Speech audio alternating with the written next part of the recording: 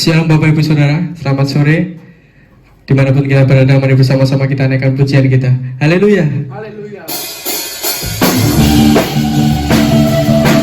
Biar bersamamu kami berjalan Tuhan.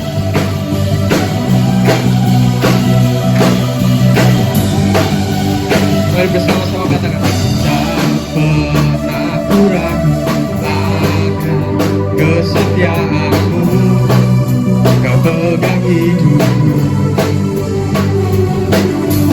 sepenuh jiwaku, ku yakin dan percaya untuk langkahku. Katakan Yesus, Yesus kaulah Raja dalam hidupku, kuasa berjaya untuk selamanya. Hanya Kau Tuhan, sumber kekuatan, kuasa-Mu tercurah bagiku senantiasa. Dengan-Mu Tuhan, bukan berjalan dari kemuliaan sampai kemuliaan selamanya. Mari bersama-sama sorakan haleluya. Biar kami berjalan bersama-Mu Tuhan. Kata-kata pernah ku ragu, tak pernah ku ragu akan kesetiaanmu, Kau pegang hidupku sepenuh jiwaku, ku yakin dan percaya Kau tuntun langkahku. Katakan Yesus, Yesus kaulah Raja dalam hidupku. Sekali lagi katakan Yesus kaulah Raja dalam hidupku, kuasa. Mari bersama-sama sambelkan tangan kita. Hanya Kau Tuhan, sumber kekuatan, kuasa-Mu tercurah bagiku senantiasa. Dengan-Mu Tuhan, bukan berjalan dari kemuliaan sampai kemuliaan. Katakan hanya Kau Tuhan, sumber kekuatan, kuasa-Mu tercurah bagiku senantiasa. Dengan-Mu Tuhan kami akan berjalan dari kemuliaan sampai kemuliaan. Mari Tuhan sendiri katakan hanya Kau Tuhan, Kau Tuhan, Kau sumber kekuatan kami Tuhan. Biar kuasa-Mu tercurah sore hari ini Tuhan. Sekali lagi dengan sepenuh hati katakan dengan-Mu Tuhan, bukan berjalan dari kemuliaan. Mari bersama-sama sambil lompat. Hanya Kau Tuhan, sumber kekuatan, kuasa-Mu tercurah bagiku senantiasa. Dengan-Mu Tuhan, bukan berjalan dari kemuliaan sampai kemuliaan selamanya. Mari bersama-sama sorakan haleluya. Segala bagi kami Tuhan. Terima kasih Tuhan, terima kasih Tuhan, terima kasih untuk penyertaan-Mu Tuhan. Kami ada sampai hari ini Tuhan, semua karena anugerah-Mu Tuhan. Kami ada sampai hari ini Tuhan, semua karena penyertaan-Mu Tuhan. Terima kasih Tuhan untuk segala yang baik dalam hidup kami. Terima kasih untuk kekuatan yang Kau berikan untuk kami bisa menjalani hidup ini Tuhan. Terima kasih Tuhan.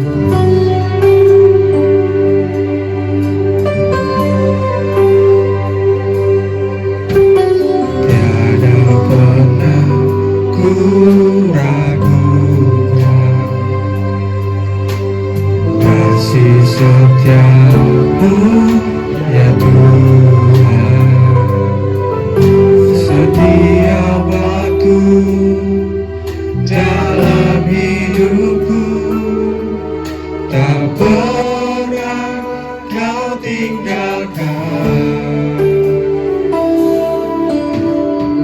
Meski langit tanpa surah,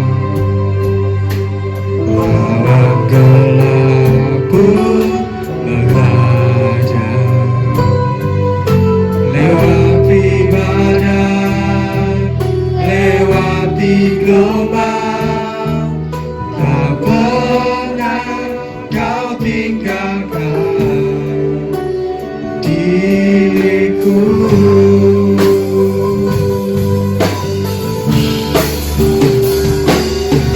Walau seribu rebah di sisiku, kau tetaplah Allah penolongku. Walau 10.000 rebah di kananku, takkan ku goyah, sebab Yesus sertaku. Inilah doa kami Tuhan. Tiada pernah ku ragukan kasih setiamu ya Tuhan. Setiap waktu dalam hidupku, terima kasih untuk penyertaan-Mu yang ada untuk kami Tuhan. Meski langit tanpa surah, awan gelap pun menghadap, hadapi badai, lewati gelombang, tak pernah kau tinggalkan diriku. Seribu rebah, walau 1000 rebah di sisiku, kau tetaplah Allah penolongku. Walau 10.000 rebah di kananku, takkan ku goyah, sebab Yesus. Mari bersama-sama katakan, walau 1000 rebah, 1000 rebah di sisi, kami tahu Engkau ada bersama kami Tuhan.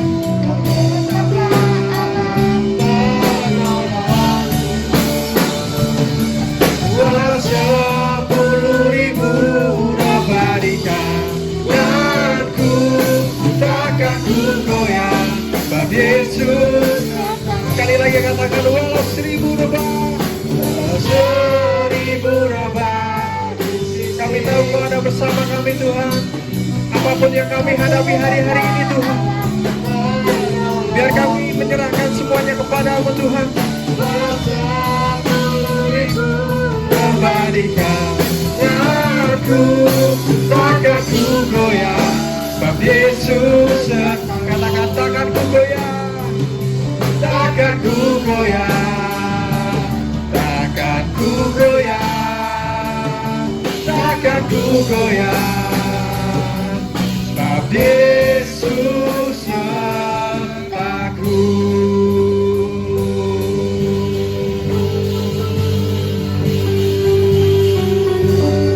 Orang yang duduk dalam lindungan Yang Maha Tinggi dan bermalam dalam naungan Yang Maha Kuasa akan berkata pada Tuhan, tempat perlindunganku dan kubu peranganku, Allahku yang kupercayai. Sungguh Dialah yang akan apelaskan kau dari jerat penangkap burung, dari penyakit sampar yang busuk.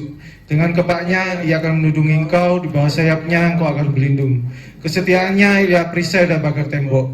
Engkau tak usah takut terhadap kedahsyatan malam, terhadap panah yang terbang di waktu siang, terhadap penyakit sampar yang berjalan di jalan gelap, terhadap penyakit nular yang mengamuk di waktu petang. Walau 1000 orang rebah di sisimu dan 10.000 di sebelah kananmu, tetapi itu tidak akan menimpamu. Engkau hanya menontonnya dengan matamu sendiri dan melihat pembalasan terhadap orang-orang fasik. Sebab Tuhan ialah tempat perlindunganmu, Yang Maha Tinggi telah kau buat tempat perteduhanmu. Malapetaka tidak akan menimpa kamu, dan tulah tidak akan dekat pada kemahmu. Sebab malaikat-malaikatnya akan diperintahkannya kepadamu untuk menjaga engkau di segala jalanmu. Mereka akan menatang engkau di atas tangannya, supaya kakimu jangan terantuk pada batu. Singa dan ular tedung akan kau langkahi, engkau akan menginjak anak singa dan ular naga. Sungguh, hatinya melekat kepadaku, maka aku akan meluputkannya. Aku akan membentenginya, sebab ia mengenal namaku. Bila ia berseru kepadaku, aku akan menjawab. Aku akan menyertai dia dalam kesesakan. Aku akan meluputkannya dan memuliakannya. Dengan panjang umur akan kukenyangkan dia, dan akan kuperlihatkan kepadanya keselamatan daripadaku. Kami bersyukur pada sore hari ini ya Tuhan, kami bisa memuji dan memuliakan Engkau. Kini kami akan mendengarkan firman-Mu, Engkau berkati kami semua, Engkau berkati Ibu Gembala kami yang akan menyampaikan firman-Mu, sehingga kami bisa belajar lebih banyak lagi tentang firman-Mu ya Tuhan. Terima kasih ya Tuhan Yesus, dalam nama Tuhan Yesus kami berdoa dan mengucap syukur. Haleluya, amin. Shalom Bapak Ibu Saudara yang dikasihi Tuhan. Malam hari ini kita akan belajar bersama-sama tentang dosa dan pertobatan. Minggu lalu kita belajar dari kitab Perjanjian Baru, dari 3 kota yang dicela oleh Tuhan karena mereka tidak bertobat, yaitu kota Betsaida, Korasim, dan Kapernaum. Kita tahu pada akhirnya 3 kota ini lenyap, hanya reruntuhan yang tersisa. Nah, malam hari ini kita belajar dari Perjanjian Lama. Kita akan belajar dari bangsa pilihan Tuhan, yaitu bangsa Israel. Kita tahu setelah Salomo mati, kerajaan Israel pecah menjadi 2. Kerajaan utara ada di 10 suku ada di kerajaan utara. Mereka mengangkat Yerobeam menjadi raja, dan ibu kotanya adalah Samaria. Ini kerajaan utara. Karena Rehabeam melakukan sesuatu yang tidak baik, maka bangsa ini berontak dan 10 suku mereka mengangkat seorang raja. Hanya tinggal 2 suku yang masih mau bersama-sama dengan Rehabeam. Dan 2 suku ini ada di kerajaan selatan. Kerajaannya namanya Yehuda. Yang tadi tetap Israel, tapi yang 2 ini Yehuda. Rajanya adalah Rehabeam. Oke, kita akan lihat kerajaan utara. Namanya kerajaan Israel. Rajanya Yerobeam, bukan orang yang dipilih Tuhan dan diurapi Tuhan untuk menjadi raja, tetapi 10 suku ini mengangkat Yerobeam menjadi raja. Apa yang dilakukan oleh Yerobeam? Dia berhati jahat. Dia takut kalau bangsa Israel 10 suku ini nanti akan bergabung kembali dengan keturunan Daud. Karena setiap tahun mereka punya kebiasaan mereka ke Yerusalem. Nah, raja ini dia bikin patung anak lembu emas, ditaruh di 2 kota. Dia berkata kepada bangsa Israel, kamu nggak perlu ke Yerusalem lagi. Aku sudah membuatkan anak lembu emas dan kamu bisa menyembah Tuhan di sana. Hal ini adalah kekejian bagi Tuhan. Nah, keturunan Yerobeam juga mereka melakukan sesuatu yang jahat di mata Tuhan. Karena itu pada akhirnya kerajaan Israel ini runtuh. 2 Raja-Raja pasal yang ke-17, kita akan lihat bersama-sama ayat ini. 2 Raja-Raja pasal 17. Perikop ini berjudul keruntuhan Raja Israel. Hal ini terjadi karena orang Israel telah berdosa kepada Tuhan.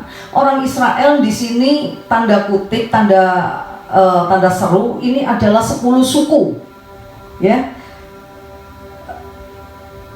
yang telah menuntun mereka dari tanah Mesir, dari kekuasaan Firaun Raja Mesir, dan karena mereka telah menyembah Allah lain. Jadi keruntuhan ini disebabkan karena mereka telah melupakan Tuhan dan menyembah Allah yang lain. Karena itu jangan melupakan Tuhan. Amin. Katakan kepada tetangga kiri dan kanan, jangan melupakan Tuhan.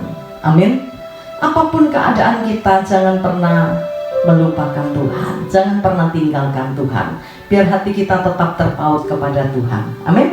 Dan mereka telah menyembah Allah yang lain. Di ayat yang ke-8, dan telah hidup menurut adat istiadat bangsa-bangsa yang telah dihalau Tuhan dari depan orang Israel, dan menurut ketetapan yang telah dibuat raja-raja Israel. Jadi mereka tidak lagi berpaut kepada Tuhan, mereka menyembah Allah yang lain, juga cara hidup mereka berubah. Mereka mengikuti adat istiadat bangsa-bangsa lain, bangsa-bangsa yang telah dihalau Tuhan, bangsa Kanaan, ya. Nah, di ayat yang ke-9, dan orang Israel telah menjalankan hal-hal yang tidak patut terhadap Tuhan Allah mereka. Mereka melupakan Tuhan, mereka menyembah Allah yang lain, hidup mereka seperti bangsa-bangsa lain yang sudah dihalau Tuhan. Jadi sebelum bangsa Israel memasuki tanah Kanaan, kan ada Ai, ada macam-macam ya, Yeriko dan lain sebagainya.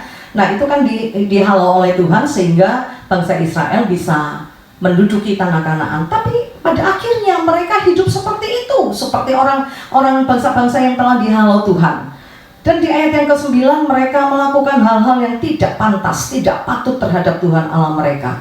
Mereka mendirikan bukit-bukit pengorbanan dimanapun mereka diam, baik dekat menara penjagaan maupun di kota yang berkubu. Mereka mendirikan tugu-tugu berhala dan tiang-tiang berhala di atas setiap bukit yang tinggi dan di bawah setiap pohon yang rimbun. Di sana, di atas segala bukit itu, mereka membakar korban seperti bangsa-bangsa yang telah diangkut Tuhan tertawan dari depan mereka. Mereka melakukan hal-hal yang jahat sehingga mereka menimbulkan sakit hati Tuhan. Kalau kita pelajari, tapi malam hari ini kita tidak akan lihat satu-satu ya, karena waktu. Nah, kerajaan yang satu ini, kerajaan utara yang disebut Israel ini, rajanya jahat semua, yang membuat bangsa Israel menyembah berhala. Itulah sebabnya maka Tuhan menyerahkan orang Israel ini kepada bangsa lain, ya. Nah, pada akhirnya kerajaan utara ini, kerajaan Israel ini juga hancur. Sebetulnya Tuhan juga sayang kepada mereka, ya. Tuhan memperingatkan mereka. Di ayat yang ke-13, Tuhan telah memperingatkan kepada orang Israel dan kepada orang Yehuda dengan perantaraan semua nabi dan semua tukang tilik, berbaliklah kamu dari jalan-jalanmu yang jahat itu, dan tetaplah ikuti segala perintah dan ketetapanku sesuai dengan segala undang-undang yang telah kuperintahkan kepada nenek moyangmu dan yang telah kusampaikan kepada mereka dengan perantaraan hamba-hambaku para nabi. Jadi Tuhan sudah memperingatkan baik Israel maupun Yehuda. Kerajaan yang satu namanya Israel, kerajaan yang satu namanya Yehuda. Israel ini 10 suku, Yehuda 2 suku, tapi mereka sama-sama melakukan yang jahat di mata Tuhan. Dan pada akhirnya kerajaan mereka hancur, utara, selatan semua hancur. Tapi nanti kita lihat ya bedanya begitu ya. Memang sama-sama hancur, tapi yang satu akhirnya dipulihkan oleh Tuhan, sama-sama dibuang. Yang satu dibuang di Asyur, yang satu dibuang di Babel. Tetapi yang di Babel ini pada akhirnya kembali ke Yerusalem dan membangun kembali Yerusalem. Tetapi 10 suku ini sampai hari ini tidak ada, begitu ya. Tapi menurut nubuatan ya dalam Alkitab ini, nanti mereka akan kembali. Nah, bangsa Israel yang sekarang ini hanya terdiri dari 2 suku, yang 10 belum tahu kemana, begitu ya. Tetapi dinubuatkan 9 akan kembali dan yang 1 suku Dan tidak kembali. Saya masih mempelajari ya, tapi belum ketemu kenapa Dan harus hilang untuk selama-lamanya. Nah, Tuhan sudah memperingatkan ketika mereka berbuat dosa, mereka hidup di dalam dosa. Tuhan memakai beberapa nabi untuk menegur mereka, tetapi mereka tidak pernah mendengarkan. Di ayat yang ke-14, tetapi mereka tidak mau mendengarkan, melainkan mereka menegarkan tengkuknya. Salah, lakukan dosa, sudah ditegur, tapi tidak blek. Saya berharap tidak ada jemaat GPIA yang seperti itu. Memang kita masih hidup di dunia, kita bisa melakukan kesalahan, kita bisa berbuat dosa. Tapi kalau Tuhan menegur kita, firman Tuhan berkata, jangan keraskan hatimu, ya. Nah, tapi bangsa ini mereka tegar tengkuk, mereka tidak mau dengar, begitu ya. 15, mereka menolak ketetapannya dan perjanjiannya yang telah diadakan dengan nenek moyang, juga peraturan-peraturannya yang telah diperingatkannya kepada mereka. Mereka mengikuti dewa kesia-siaan sehingga mereka mengikuti bangsa-bangsa yang di sekeliling mereka, walaupun Tuhan telah memerintahkan kepada mereka jangan berbuat seperti itu. Lakukan dosa, kesalahan, diperingatkan berkali-kali, jangan gitu ya, tapi dablek ya. Mereka telah meninggalkan segala perintah Tuhan, sudah tidak mau tahu dengan perintah Tuhan. Dan telah berbuat 2 anak lembu tuangan, juga mereka membuat patung Asyera, sujud menyembah kepada segenap tentara langit dan beribadah kepada Baal. Ya, 17. Tambahan pula mereka mempersembahkan anak-anaknya sebagai korban dalam api. Mereka melakukan seperti apa yang dilakukan oleh bangsa-bangsa lain, bangsa-bangsa yang telah dihalau oleh Tuhan. Bangsa-bangsa ini menyembah macam-macam dewa ya. Salah satunya dewa Molok. Nah, dewa Molok ini kesukaannya ya, hobinya menerima persembahan berupa apa saudara? Anak mereka ya. Cara mempersembahkan anak mereka dibakar di dalam api sebagai persembahan kepada dewa. Ini pun dilakukan oleh bangsa Israel. Jadi hidup mereka udah tidak karu-karuan ya. Mereka menolak Tuhan, karena itu ayat 20 kita baca bersama-sama ayat ini 1, 2, 3. Jadi Tuhan menolak segenap keturunan Israel. Ia menindas mereka dan menyerahkan mereka ke dalam tangan perampok-perampok sampai habis mereka dibuangnya dari hadapannya. Pada akhirnya Tuhan buang mereka. Nah, dari bangsa ini, dari bangsa Israel ini, kita bisa belajar jangan hidup jauh dari Tuhan. Amin. Apapun ya, kalau nuruti waktu, maka kita tidak akan pernah untuk bisa datang kepada Tuhan. Ya, waktu itu harus kita yang atur, bukan kita diatur oleh waktu. Banyak orang nggak ibadah, kenapa? Nggak ada waktu, begitu ya. Sibuk kuliah, sibuk kerja, nggak bisa ibadah. Jangan tinggalkan Tuhan seperti bangsa Israel ini. Jangan hidup jauh dari Tuhan. Jangan hidup menyakitkan hati Tuhan. Jangan melakukan hal-hal yang nggak suka. Ya, kelihatannya sepele. Anak-anak sekolah, untuk apa engkau sekolah? Supaya pinter, gitu ya. Nah, engkau sekolah bukan untuk mendapatkan nilai yang baik. Nilaimu baik tapi otakmu kosong, ya percuma. Ya, terus engkau ngerpek. Oh, yang lain juga ngerpek, aku juga ngerpek. Ini satu perbuatan yang keliru, ya, perbuatan yang jahat di mata Tuhan. Oh, semua juga ngerpek, gitu ya. Lihat bangsa ini, mereka melakukan apa yang dilakukan oleh bangsa-bangsa lain, bangsa-bangsa yang telah dihalau oleh Tuhan. Mereka sudah ditegur beberapa kali, tapi tidak pernah dengar, alias dablek. Ya, saya berharap tidak ada jemaat yang dablek. Ya, beberapa nabi sudah dipakai oleh Tuhan untuk mengingatkan bangsa Israel ini.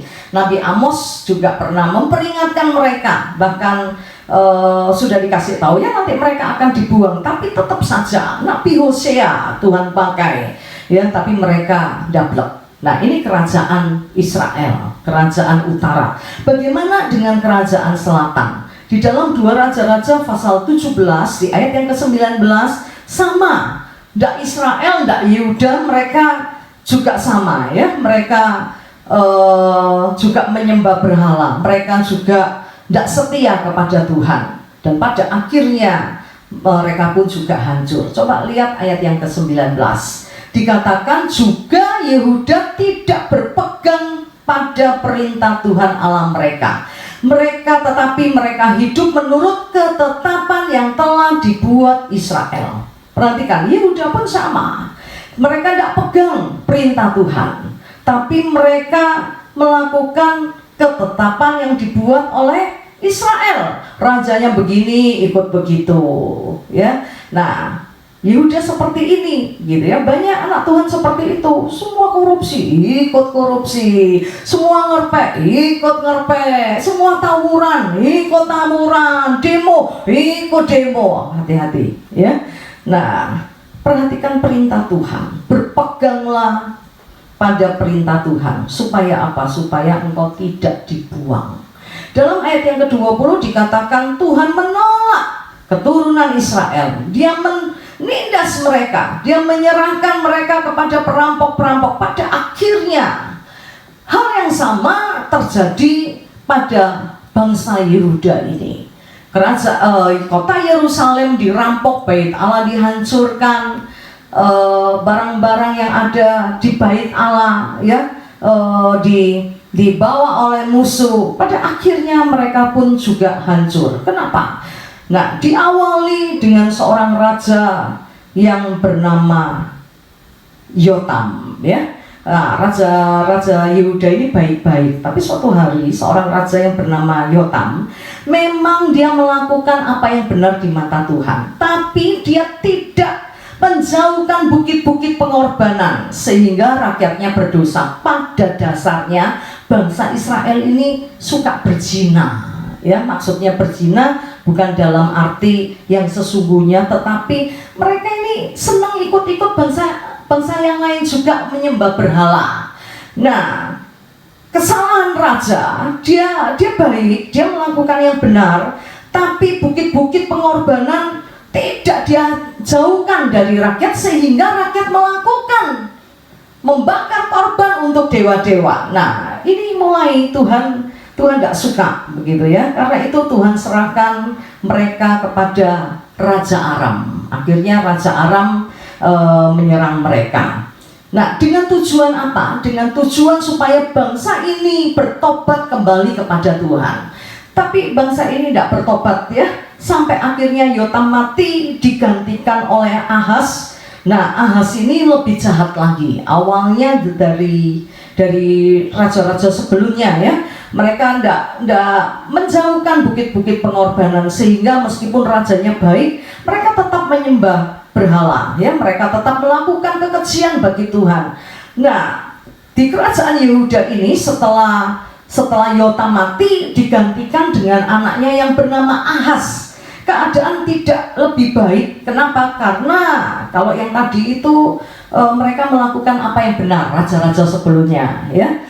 Tetapi Raja Ahaz ini dia tidak melakukan yang benar seperti Daud nenek moyangnya ya. Dia hidup menurut kelakuan raja-raja Israel. Bahkan ya, jadi tekanan yang diizinkan Tuhan terjadi, bangsa Aram menekan, tidak membuat dia bertobat, malah sebaliknya, dia malah bakar anaknya.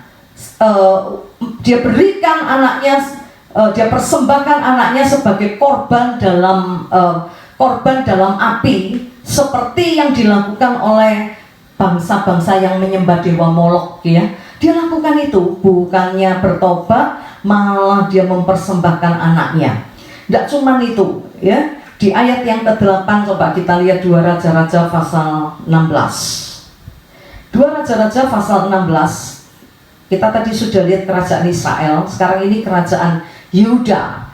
Ya, di 2 Raja-Raja pasal 16 di ayat yang kedua dikatakan bahwa Ahaz berumur 20 tahun pada waktu ia menjadi raja dan 16 tahun ia memerintah di Yerusalem. Ia tidak melakukan apa yang benar di mata Tuhan. Kalau tadi atasnya ya, nenek moyang mereka, leluhur mereka melakukan apa yang benar di mata Tuhan, hanya tidak menjauhkan bukit-bukit pengorbanan. Tapi Ahaz ini beda begitu ya, dia melakukan apa yang tidak benar. Ayat 3, dia hidup menurut kelakuan raja-raja Israel. Walaupun dia keturunan raja-raja Yehuda, tapi hidupnya sama dengan raja-raja Israel. Dia tidak hidup seperti nenek moyangnya, tapi dia hidup seperti raja-raja Israel. Dia juga mempersembahkan anaknya sebagai korban dalam api, sesuai dengan perbuatan keji bangsa-bangsa yang telah dihalau Tuhan dari depan mereka. Ia mempersembahkan dan membakar korban di bukit-bukit pengorbanan dan di atas tempat-tempat yang tinggi, di bawah setiap pohon yang rimbun dan lain sebagainya. Nah, Ahaz ini melakukan sesuatu yang jahat, tapi Tuhan tidak buang mereka. Tuhan masih kasih kesempatan. Bahkan yang keterlaluan ya, tadi menyembah berhala dan lain-lain di ayat yang ke-8 ya.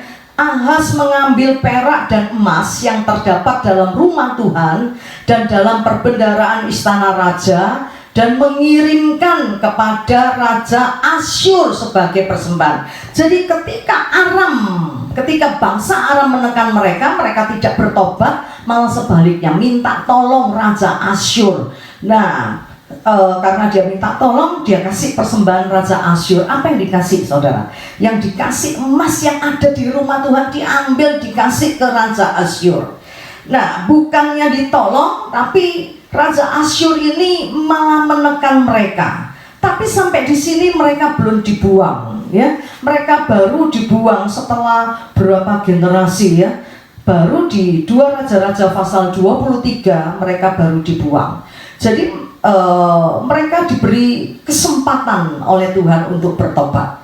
Oke. Nah, bukannya bertambah baik, ya, tapi ketika raja yang bernama Manasye memerintah, ini lebih jahat dari Ahaz, ya, dari keturunan orang raja-raja Yehuda ini baik-baik, ya. Nah, sampai di Ahaz jahat.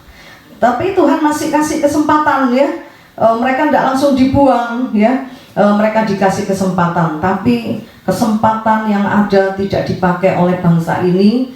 Bahkan seorang raja yang bernama Manasye ini membuat hati Tuhan sakit, dan pada akhirnya Tuhan membuang bangsa ini. 2 Raja-Raja pasal 21 di ayat yang pertama, dikatakan Manasye berumur 12 tahun pada waktu ia menjadi raja, dan 55 tahun lamanya ia memerintah di Yerusalem. Nama ibunya ialah Hefsiba. Ia melakukan apa yang jahat di mata Tuhan, sesuai dengan perbuatan keji bangsa-bangsa yang telah dihalau Tuhan dari depan orang Israel. Ia mendirikan kembali bukit-bukit pengorbanan yang telah dimusnahkan oleh Hizkia ayahnya. Setelah Yosia, ada raja-raja yang lain, ya, sampai akhirnya Manasye. Manasye ini anak dari Hizkia. Pada zaman Hizkia dia meruntuhkan mesbah-mesbah Baal, ya, tapi pada zaman anaknya yang bernama Manasye, anaknya ini membangun kembali mesbah-mesbah untuk Baal. Di ayat yang ketiga, bahkan dia membuat patung Asyera seperti yang dilakukan Ahab raja Israel, dan sujud menyembah kepada segenap tentara langit dan beribadah kepadanya. Ia mendirikan mesbah-mesbah di rumah Tuhan, walaupun sehubungan dengan rumah itu Tuhan telah berfirman di Yerusalem, aku akan menaruh namaku. Dan ia mendirikan juga mesbah-mesbah bagi segenap tentara langit. Jadi percaya ada dewa langit, begitu, ya, dan dia menyembah dewa langit itu. Tidak cuma itu, ayat 6, bahkan ia mempersembahkan anaknya seperti Ahaz, ya, mempersembahkan anaknya sebagai korban dalam api. Tidak cuma itu, kalau tadi hidup tidak benar, terus menyembah Baal, mempersembahkan anaknya, ya, Ahaz. Ini lebih parah, Manasye ini lebih parah. Dia lakukan semua yang dilakukan oleh Ahaz, masih ada tambahannya. Dia melakukan ramal dan telaah, ya. Ramal itu tidak boleh loh. Ada banyak orang Kristen percaya ramalan bintang, ya, bintang Aquarius bulan ini cinta, dalam hal bercinta bintangnya terang, baik, tapi dalam keuangannya kurang. Ada banyak anak Tuhan percaya ramal. Itu kekejian bagi Tuhan. Lain kali bahas lebih dalam. Tapi oke, kita lanjutkan, ya. Mereka melakukan ramal, nggak cuman ramal, dan menghubungi para pemanggil arwah. Sudah menyembah berhala, mempersembahkan anaknya, ya, kepada dewa Molok. Tidak cuma itu, melakukan ramal, terus memanggil arwah. Boleh tidak memanggil arwah? Tidak boleh. Oh, tapi ada hamba Tuhan bisa panggil papaku. Nanti papaku datang, papaku cerita bagaimana keadaan di sana. Itu iblis. Yang datang bukan papamu, tapi iblis. Kenapa? Firman Tuhan mengajarkan orang yang mati rohnya kembali kepada Tuhan. Jadi tidak ada ceritanya orang mati datang kembali ke bumi. Oh, dipanggilkan, ini hamba Tuhan loh, ya, gitu, ya, suster atau apa begitu, ya. Nah, dia bisa berkomunikasi dengan papaku, dengan mamaku yang sudah makcoku, itu salah, ya, itu kekejian. Harap tidak ada jemaat, ya, yang menghubungi pemanggil arwah untuk ketemu dengan orang-orang yang kita cintai yang telah berpulang. Itu kekejian bagi Tuhan, itu salah, ya. Nah, di rumah disiapin makanan, ya, karena belum 40 hari. Nanti kalau 40 hari rohnya baru pergi, belum 40 hari masih di rumah, kesukaannya es teh tawar kayak saya. Nah, disediain es teh tawar, gak iso be. Kenapa? Dunianya sudah lain, ya. Oh, sukaannya nah iki mbok lakokno yang mati, ya.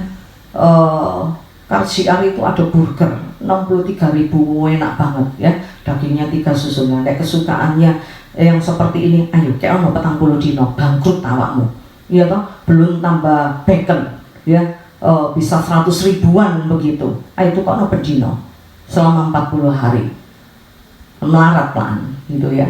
Banyak orang bodoh banget, ya, nggak ngerti firman, melakukan itu hal-hal yang jahat loh, saudara.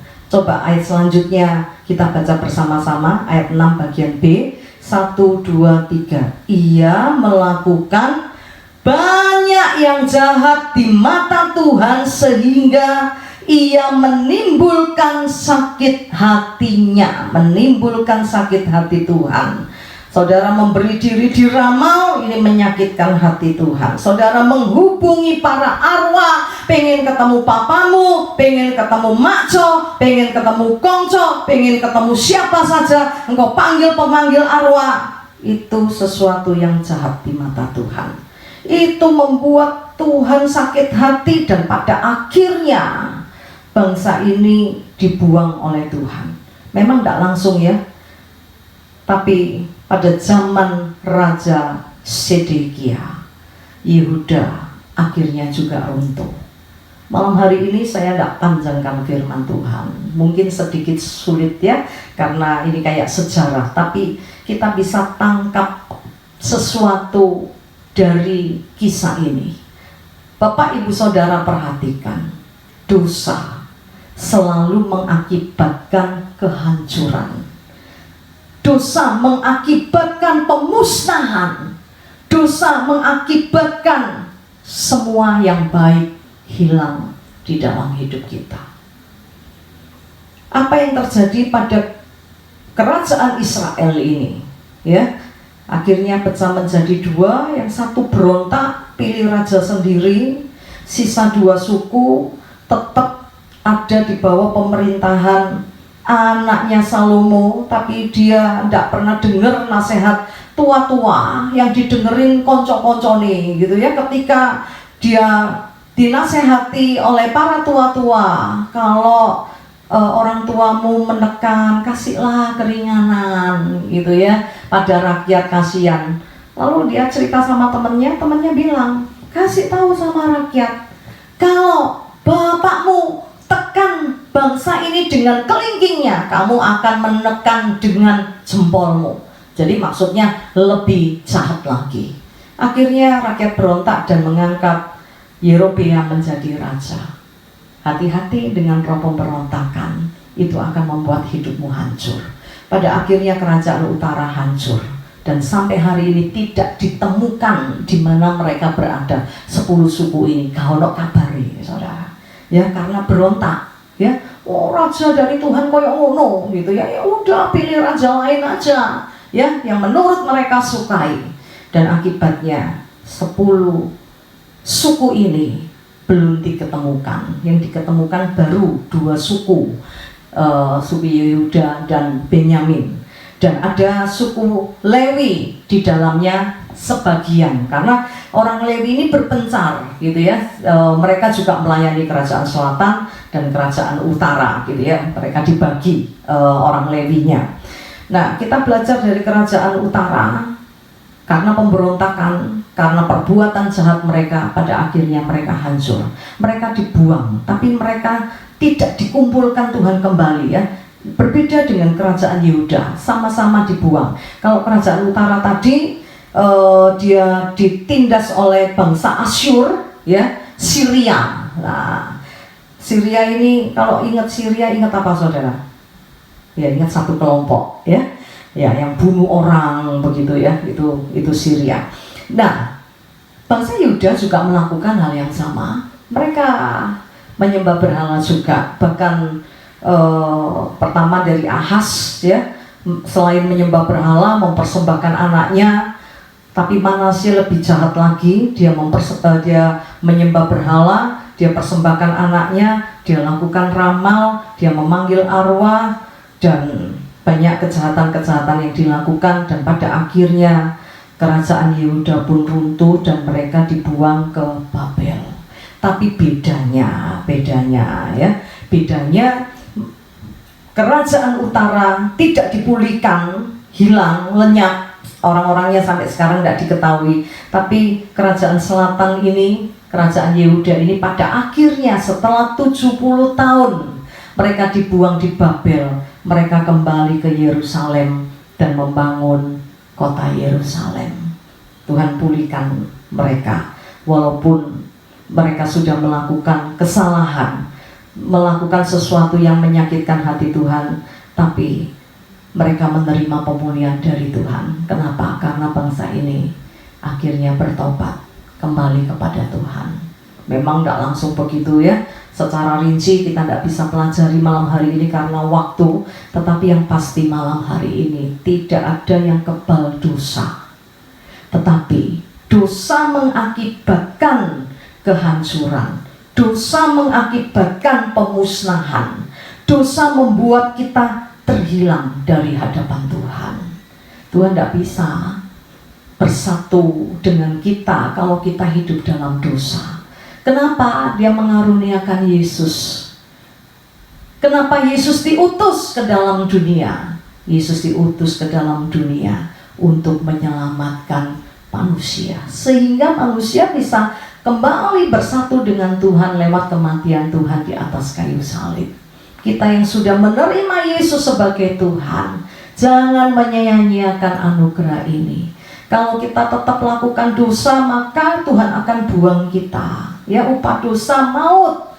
Upah dosa adalah hidup jauh dari Tuhan.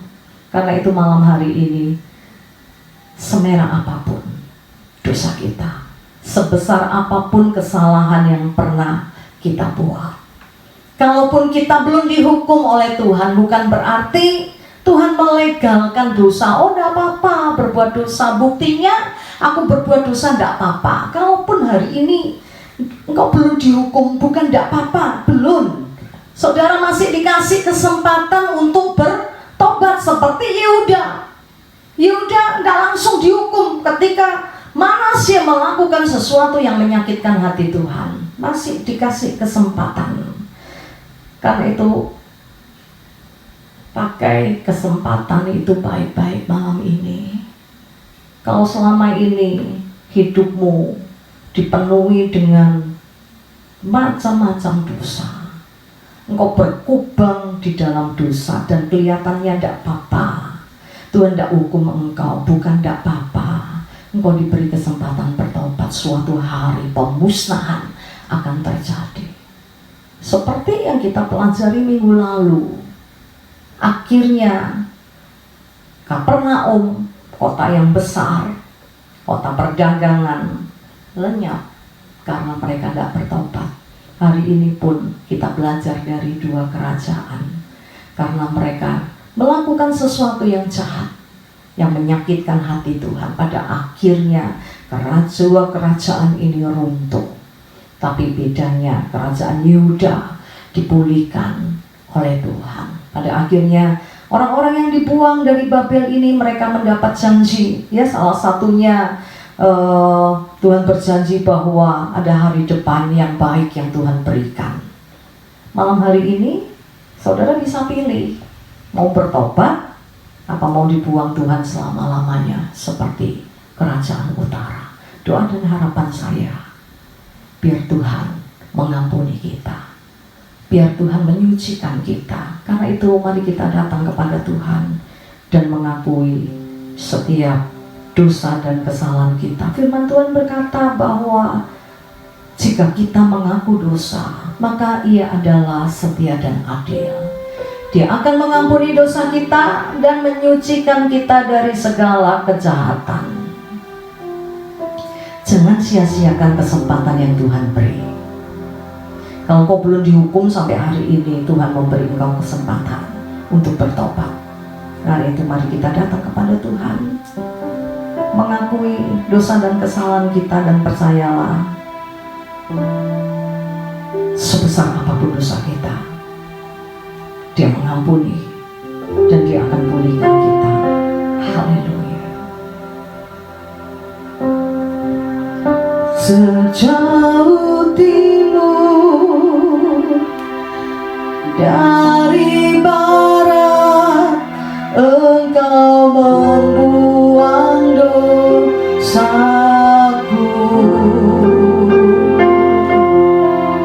Tiada kau ingat lagi pelanggaranku.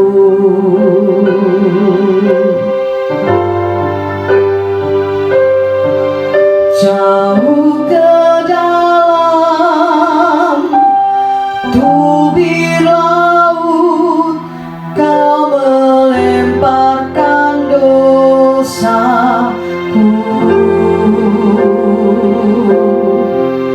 Tiada kau perhitungkan kesalahanmu.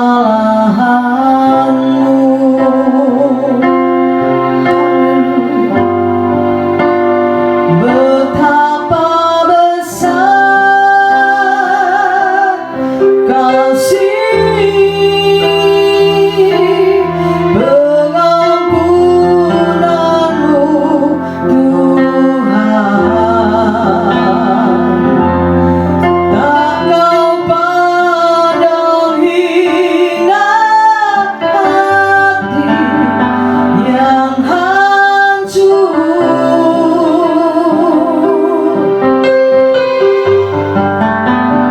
Ku berterima kasih kepadamu ya Tuhan. Pengampunan yang kau beri, pulihkanku. Tuhan sayang kepada bangsa Israel ini. Karena itu Dia utus nabi-nabinya untuk memperingatkan mereka. Tapi bangsa ini tegar tengkuk. Dia tidak mau dengar apa yang dikatakan oleh orang-orang utusan Tuhan ini. Mereka tetap hidup di dalam dosa. Mereka melakukan apa saja yang mereka mau. Mereka hidup seperti orang-orang yang telah, bangsa-bangsa yang telah dihalau oleh Tuhan. Mereka melupakan Tuhan. Mereka tidak mau perhatikan perintah-perintah Tuhan. Bahkan seperti kerajaan utara, mereka mengangkat bagi mereka seorang raja. Mereka hidup seenaknya sendiri. Akibatnya kerajaan utara hancur. Jangan sampai hidupmu hancur karena dosa dan kesalahan.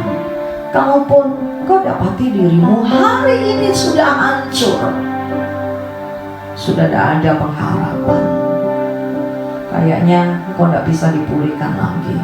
Malam ini ada berita baik untukmu. Kalau engkau datang kepada Tuhan, merendahkan diri di hadapan Tuhan, Dia akan membuang dosamu. Dia tidak akan ingat lagi kesalahanmu, dan Dia akan pulihkanmu. Karena itu malam hari ini, kalau kita mendapati diri kita ada di dalam dosa dan kesalahan, ayo datang kepada Tuhan. Akui setiap dosamu kepada Tuhan. Sejauh sejauh timur dari barat. Dia akan membuang dosamu. Dia akan mengampuni pelanggaranmu. Bahkan Dia akan memulihkanmu. Kalau Tuhan berbicara dalam hatimu malam hari ini, jangan keraskan hatimu. Mari angkat kedua tanganmu, akui segala dosa kesalahanmu di hadapan Tuhan, dan saya akan naikkan pujian ini. Mari berurusan secara pribadi dengan Tuhan. Jangan sembunyikan dosa. Ya, jangan tunggu murka Tuhan turun atas kita. Kalaupun hari ini kayaknya lolos, tidak ada penghukuman, kau selamat walaupun kau lakukan dosa. Ingat, itu belum final. Suatu hari nanti ada waktu di mana Tuhan murka terhadap engkau dan hancur semuanya. Karena itu sebelum waktu kehancuran itu datang, sebelum waktu pemusnahan itu datang, ayo kita merendahkan diri di hadapan Tuhan. Amin. Yang menemukan, mendapati dirinya ada banyak kesalahan di dalam hidup kita, angkat kedua tangan.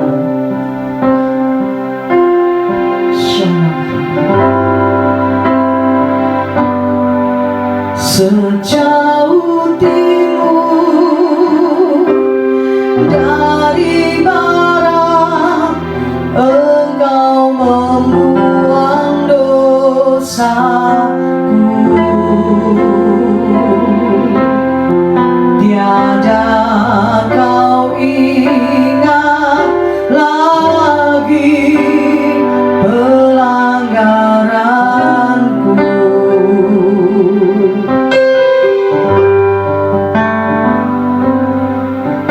Jauh ke dalam tubir laut, kau melemparkan dosaku. Tiada kau perhitungkan kesalahanku.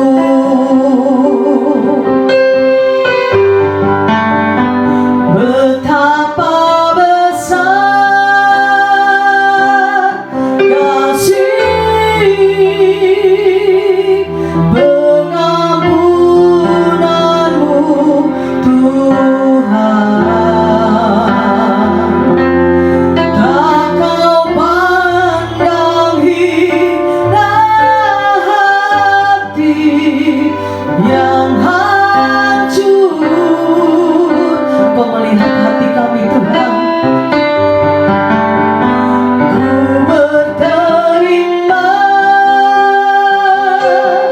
kasih kepadamu ya Tuhan. Pengampunan yang kau beri, pulihkanku. Bersama-sama katakan, betapa besar, betapa besar kasih.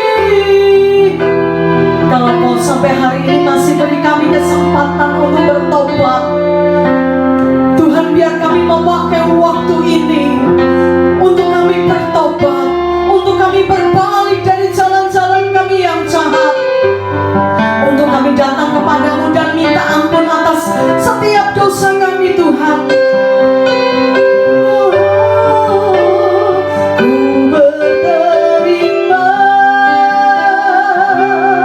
kasih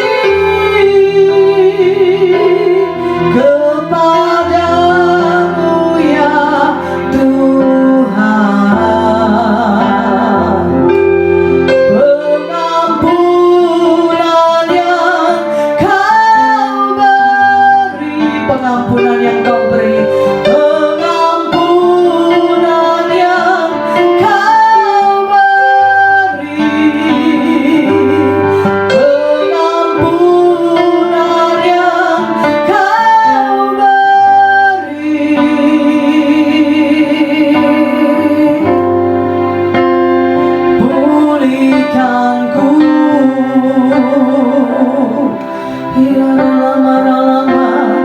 Kami percaya Engkau Allah yang memulihkan keadaan kami, karena Engkau Allah yang mengampuni dosa kami. Semerah apapun dosa kami Tuhan, kami percaya Engkau mengampuninya. Engkau telah membuang segala dosa kami. Kami hidup di dalam anugerah Tuhan. Engkau memulihkan keadaan kami, dan Engkau menyembuhkan segala penyakit kami. Kami menjadi umat kesayangan-Mu, dan kami melihat sesuatu yang baik yang Kau rancangkan di dalam hidup kami, itu akan terjadi. Kami akan menerima kegenapan janji-Mu Tuhan. Terima kasih buat pengampunan-Mu. Terima kasih buat anugerah-Mu yang besar di dalam hidup kami. Terima kasih buat kasih setia-Mu yang berlaku di dalam hidup kami. Kami akan hidup di dalam berkat-berkat Tuhan. Kami akan hidup di dalam anugerah Tuhan yang sempurna. Karena itu sebelum kami selesaikan ibadah kami malam hari ini, kami angkat tangan ke surga dan kami terima semua yang terbaik dari Tuhan. Kiranya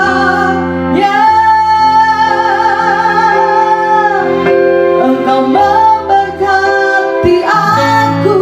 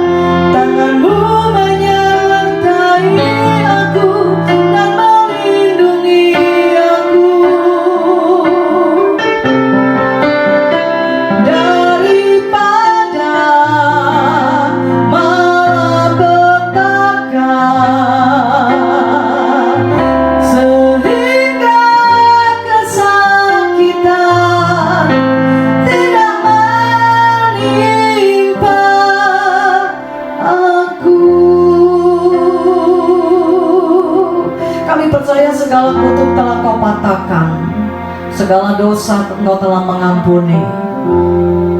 Dan malam hari ini kami angkat tangan ke surga. Kami terima berkat rahmat dan anugerah dari Allah Bapa, di dalam cinta kasih dari Putra-Mu yang terkasih Tuhan kami Yesus Kristus, dan di dalam persekutuan dengan Roh Kudus menyertai kami mulai hari ini sampai Maranatha Tuhan datang kembali.